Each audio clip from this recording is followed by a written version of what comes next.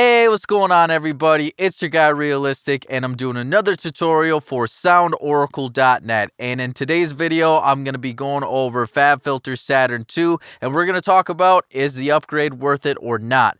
But if you're not already, be sure to subscribe to our YouTube page. That way you can catch the weekly content that we put out and the polls that we put out for you to be able to vote on the type of tutorials that you want to see. And also, Oracle and I have a brand new online mixing course out called The Art of Beat Mixing. It's filled with hours worth of content, and we have PDF mixing guides in there as well. I'll leave a link in the description below. But let's go ahead and dive into this new plugin that we got here. We have FabFilter Saturn 2, one of the most beloved FabFilter plugins, Saturn. We have finally have a version 2, what feels like almost a decade since we've gotten Saturn 1.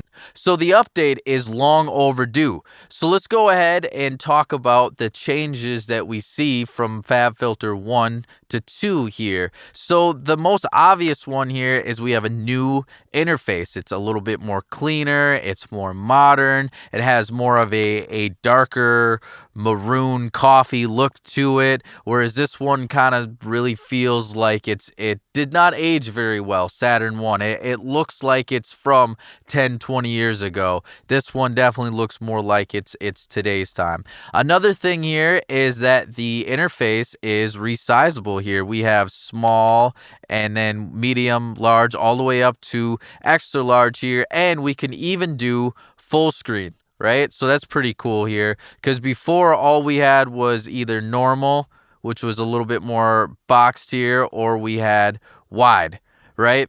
And so we didn't really have a lot of options there. So that is one of the differences here.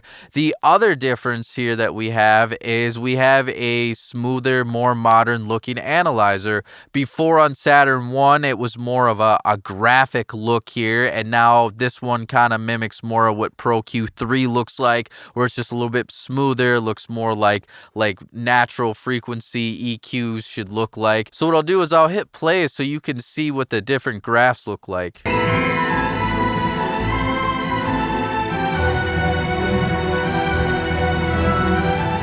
So you can see that's a little bit smoother. It looks more like a spectral analysis. It looks more like one of those analyzers that you see in like either Isotopes, Ozone, or FabFilter Pro Q series.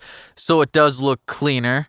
And then the other thing here that we have is we have more distortion types, right? So before we had a total of 16 distortion types. Now we have 28 distortion types, and they've broken them up here into folders. Before, it just kind of went right down the list: clean tube, warm tube, and then we go to our tape and then our amps. But now we actually have these broken up into folders, and they added a few more here, like things more like subtle tape and subtle tube, and then we have a couple more amps here, and then we also have some more effects. So just a couple more distortions. I personally would have liked to seen more than just 12 more, but it is what it is, and that's what they added here. And then another thing that we have here is we have more presets here. So we still have all of our presets from version 1, but now we have a bunch of new presets here. So that's pretty cool. I do like the lo-fi folder here. I'll go ahead and show you a couple of these, because I did think that some of these were actually pretty cool. So let me go ahead and solo this track here of these Persian strings, and I'll show you what some of these sound like.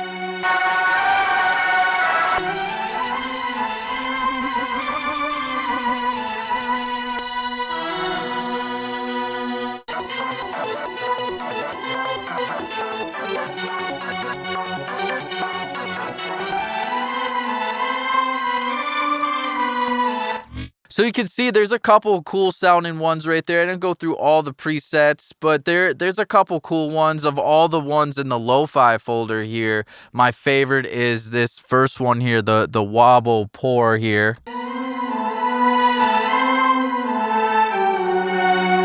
It's got some good movement, it feels more rhythmic, and I also do like how it kind of just filters a little bit there. So yeah, there are some cool presets in here. It doesn't feel like enough new presets, honestly, compared to what we had already in version 1. It just feels like just a couple more. So it would have been nice to see a little bit more of those.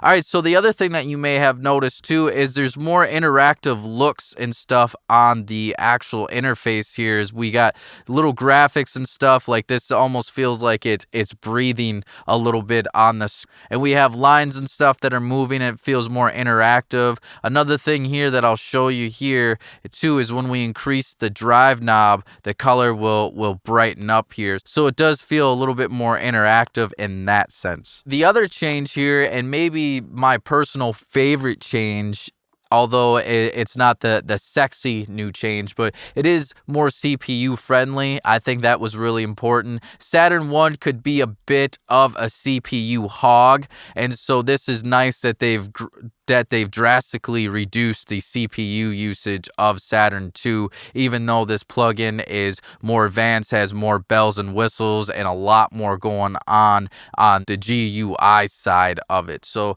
that's something that I really do appreciate, and something that I think I'm going to get a lot of use out of. Now, speaking of CPU here, they added this more options for your high quality. Before, all we had the option to do was just go back and forth between high quality or not high quality. Now we have the option of good or superb. And so what this high quality is doing is it's activating our oversampling. Good is going to oversample 8 times over, and superb is going to oversample 32 times over. And so what oversampling does is it helps reduces aliasing, and what that is aliasing introduces artifacts that we don't want in the mix. So when we oversample, we're actually able to reduce that and take away those problems right there. Now, when we do add oversampling, we do it at the risk of it's going to take up more CPU. So definitely do that with caution, but I will say that oversampling helps a lot, especially when it comes to distortion.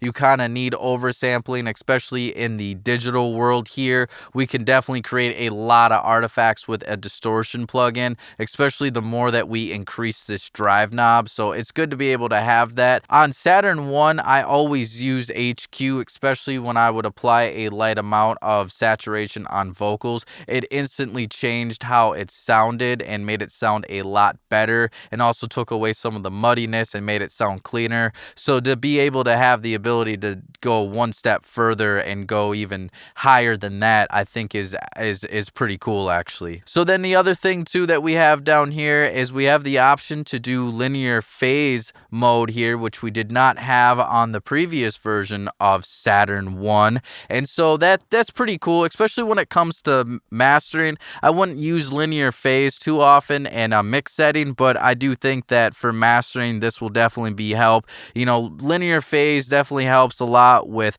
being able to avoid phasing that's caused by cross filtering. And again, this is more ideal for mastering, but it's good to be able to have that option right there.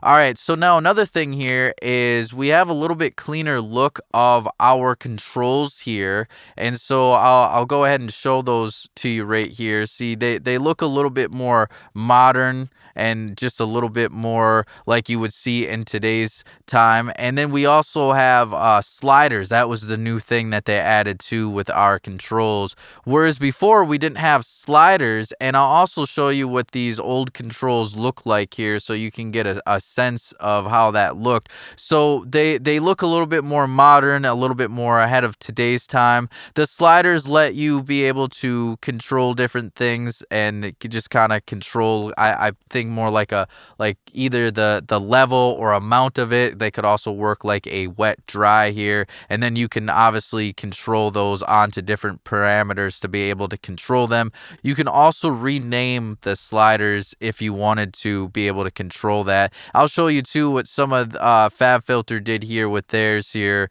as far as the presets here. You can see that now the sliders will let you control things like pitch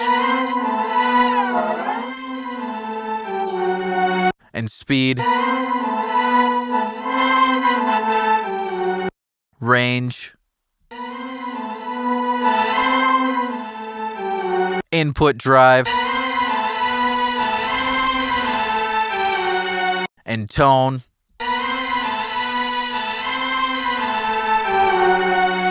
and attenuation.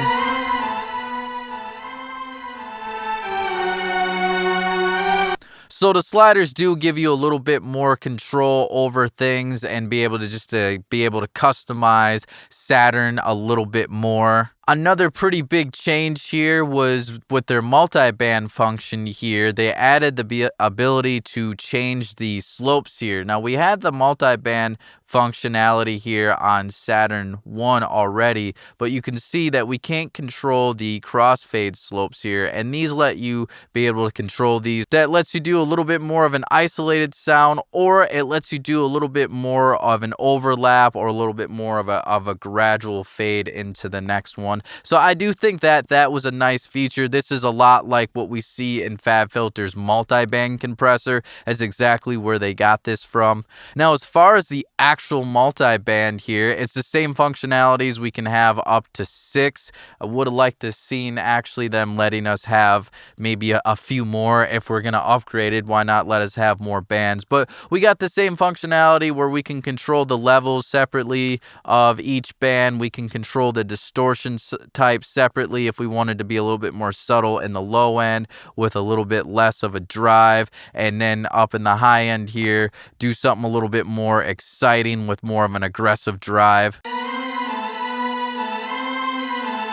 We can also change the left and right of the different bands just like we could on the previous one. And the mix knob, of course. So all of these controls down here, we can control separately per band. That hasn't changed from Saturn 1 to Saturn 2. Now you can switch this over from left and right to mid side here, where you can control bands separately to be mid or side if you wanted, or you can switch back to left and right. However, I would have liked to seen them integrate the mid side and left and right all together, just like they did when they went from Pro Q2 to Pro Q3. If I pull up an instance of Pro Q3 here, so on the previous version of Pro Q, you had the choice to either have left and right or mid side. You had to choose. You couldn't do both at the same time. And what they allowed us to do with the upgrade to Pro Q3 was just a right click, let us be able to choose. So I could have this band be left. I could have this band right here be right. If I wanted, I could have this band right here be completely stereo. I could have this band right here be mid, and then I could have this band, if I wanted, be side. Whereas with this right here, we had to choose if we wanted it to be mid, side, or we'd have to come down here and change it if we wanted it to be left and right. We couldn't have everything all at once. We couldn't have our cake and eat it too with those functionalities. And so they made that change with the new version of Pro Q3, and that's what I would have liked to seen in Saturn 2, to be able to have the ability, if I wanted this one to be left, if I wanted this to be right, I wanted this to be stereo, and then this could be mid, and then this way up here could be side, versus only being able to choose if I want the ability to do left, right, stereo, or mid, side, and stereo options right there. So that is one complaint that I have here. All right, so let's talk about the final verdict. Is it worth the upgrade cost? And for me, It's just not worth the upgrade costs. I'm sorry, but I was looking for a little bit more. I was looking for more things to go in here, and it honestly feels like this was just more of a plea on FabFilter's end to get some quick cash. Maybe in today's time with the pandemic going on, sales are going on, and they were looking for a quick way to get a new product out there to do a quick jumpstart of revenue. But it just feels like this was a rushed release, and I would have liked to seen them take a little bit more time on this. We didn't even get a video on FabFilter's official page from Dan Worrall. He always does a video giving you an overview to talk about its new functions, and at least of the time of me making this video, FabFilter hasn't released that yet. And so it just seems like this was pushed out a little bit too fast. I would have liked to seen a little bit more functionality with this. And don't get me wrong, if you know me, you know that I love FabFilter plugins. They're among some of my favorite plugins out there. I use them in literally every single video that I do. I use them in every single mix that I do. There's at least a couple FabFilter plugins on almost every single track that I'm mixing. So it's not that I'm anti-FabFilter. I'm very pro FabFilter, but it just felt like this just was a little lackluster to me, and I would have liked to seen a little bit more going on with this. You know, maybe I would have liked to seen more distortion types instead of the 12 new ones that we got.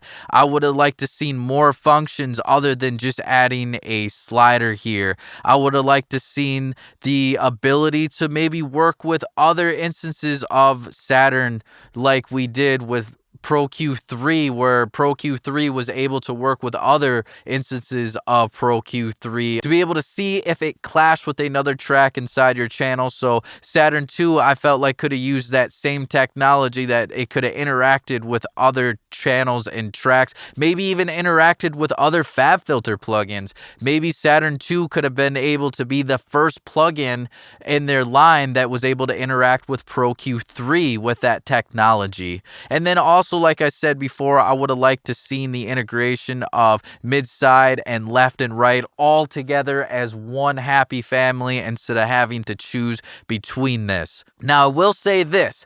I don't feel the upgrade is worth it. Now, the upgrade for me, because I own all the FabFilter plugins already, the upgrade is only $53. And because of that, I'm going to be honest, I'm probably going to do it anyways just to have it, because I do like the ability to have this extra high quality. I do like the linear phase. It is a little nicer to look at. For $53, I guess that's worth it, and I'm probably going to do that because I am a sucker for the new shiny thing, and I'm gonna do that. But honestly, I don't think it's worth it, especially if your upgrade cost is more than 53. It's different for everybody depending on how many plugins you already own of FabFilter. But Saturn is an amazing distortion plugin, and honestly, it's one of my favorite distortion plugins of all time. So if you don't already own Saturn 1 and you're looking to get a new distortion plugin, I definitely think that Saturn 2 is worth getting. It's one of the best saturation plugins on the market, and I don't think that you would regret it. But if you already own Saturn 1, this just didn't do it for me. I don't think it's worth the upgrade. I think that it's worth saving your money. Maybe wait for Saturn 3 when they do a little bit more. But hey, there is a free 30-day trial to use Saturn 2. Just download Saturn 2 and hit that evaluate button, and you will be able to use the demo version fully functional for 30 days and figure out if you like it for yourself. But let me know in the comment sections below how you feel about Saturn 2. Are you in love with this new upgrade? Do you think it's worth the upgrade? Are you like me where it just didn't do it for you like that? Are you planning on getting Saturn 2? Did you not own Saturn before, and now are you planning on getting Saturn because of this new upgrade? Let me know in the comment section below. Hey, thanks for watching. Be sure to subscribe to our channel right here so you can catch the latest tutorials on mixing, mastering, and production. And you can check out some of our suggested videos here, here, and here. And, of course, if you're looking for premium loops and samples, you can find that at SoundOracle.net. We got plenty to choose from.